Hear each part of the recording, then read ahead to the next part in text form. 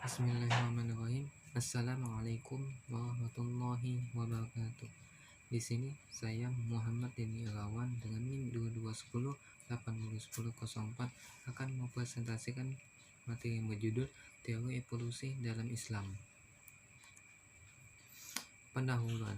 Para ahli banyak menyelidiki manusia dari berbagai segi yang menghasilkan banyak macam bidang ilmu pengetahuan tentang manusia seperti humanisme, psikologi, biologi, kesehatan, hukum, dan lain-lain. Pada abad ke-20, banyak sekali penemuan baru dalam bidang sains. Para ahli seolah-olah terangsang dan termotivasi untuk meneliti masalah yang munculnya kehidupan pertama di jagat raya itu secara alamiah dan menganggapnya sebagai kenyataan dalam tata hukum alam. Dalam Islam disebut dengan sunatullah.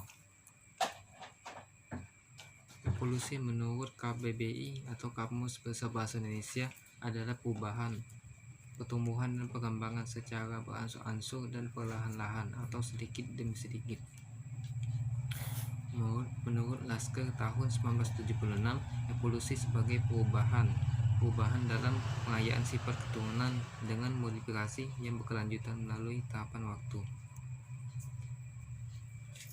Teori evolusi pertama kali dikonsepkan oleh Darwin disebutkan sebagai kerangka dasar proses evolusi yang berjalan hingga saat ini. Teori tersebut mengundang banyak pro dan kontra, bahkan mengundang penolakan bukan hanya dari pemeluk Islam karena tidak selaras dengan nilai Islam. Tentunya teori sains tersebut akan selalu berkembang sehingga kebenaran tidak mutlak.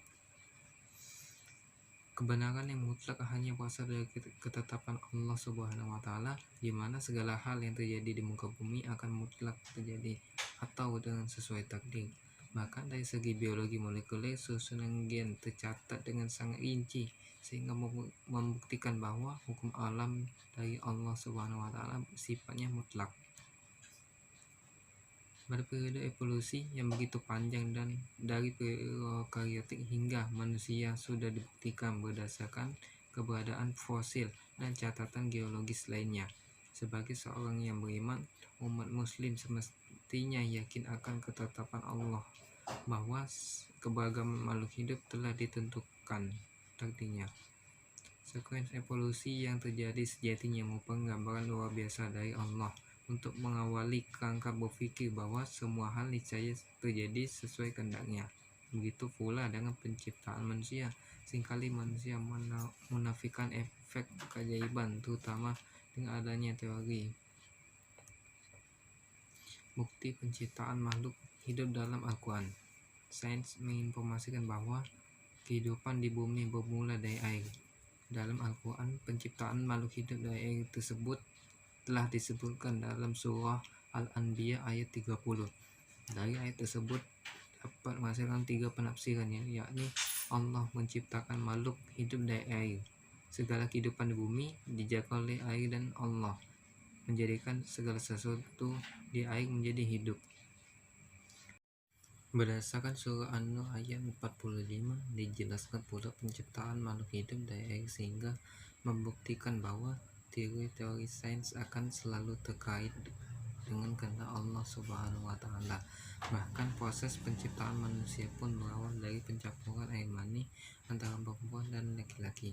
Namun proses tersebut sangat panjang karena Allah menciptakan manusia sebagai makhluk paling sempurna di alam semesta. Dari materi yang telah disampaikan dapat ditarik kesimpulan bahwa evolusi yang terjadi secara keseluruhan terutama manusia. Al-Quran menjunjung tinggi ilmu pengetahuan dan sains. Berbagai kandungan Al-Quran mengisyaratkan mengenai evolusi, diantaranya proses penciptaan manusia, proses penciptaan langit dan bumi dalam 6 masa, dan teori Big Bang. Perbedaan pandangan antara evolusi barat dan Al-Quran. Teori evolusi barat, khususnya teori dari menjelaskan bahwa manusia tercipta dan berasal dari induk yang sama dengan makhluk yang lain. Hal ini ada titik perbedaannya yang dimana Al-Quran menjelaskan bahwa manusia Allah ciptakan dan berasal dari keturunan Nabi Adam yang Allah telah siapkan untuk menjadi khalifah di bumi ini.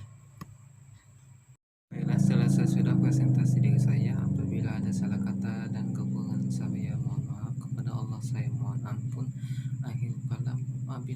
taufiq wal hidayah. Wassalamualaikum warahmatullahi